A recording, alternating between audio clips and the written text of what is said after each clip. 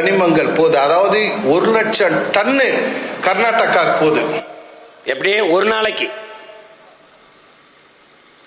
நாளைக்கு கர்நாடகால மழை இருக்கா? இருக்கு. அதையா வெட்டல? அதே கதை தான். நல்ல தாய் தகப்பன் அந்த கதை தான். பாரு,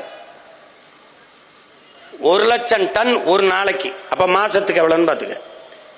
நம்ம ஐயா பேசுவார், மாண்புமிக்க நம்ம மதிப்பிற்குரிய. கன்னியாகுமரி மாவட்டத்தில் 4 வழி சாலை பணிகள் இன்னும் முடியாத நிலை இருக்கு.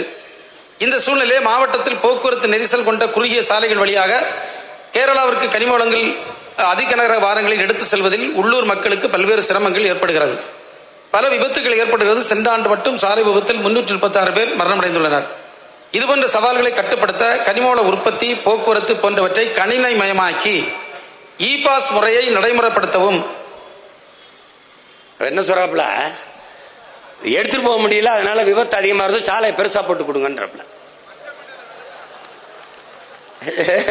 நீ எப்படிப்பட்ட ஆளுகள்கிட்ட நாட்டை கொடுத்துருக்கேன்னு நீ தான் யோசிச்சுக்கணும் சாமி. நீதான் எப்படி சொல்றாள் பாருங்க. அதனால விபத்தாயிருது. விபத்தாகிறது அவருக்கு பிரச்சனை இல்ல, தன் மலையை வெட்டி எடுத்துட்டு போறது அவருக்கு பிரச்சனை இல்ல.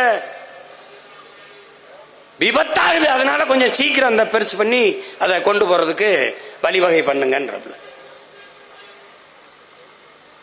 இப்படிலாம் கேரளால ஒரு அமைச்சர் பேசிட்டா மறுநாள் அமைச்சரா இருப்பான்.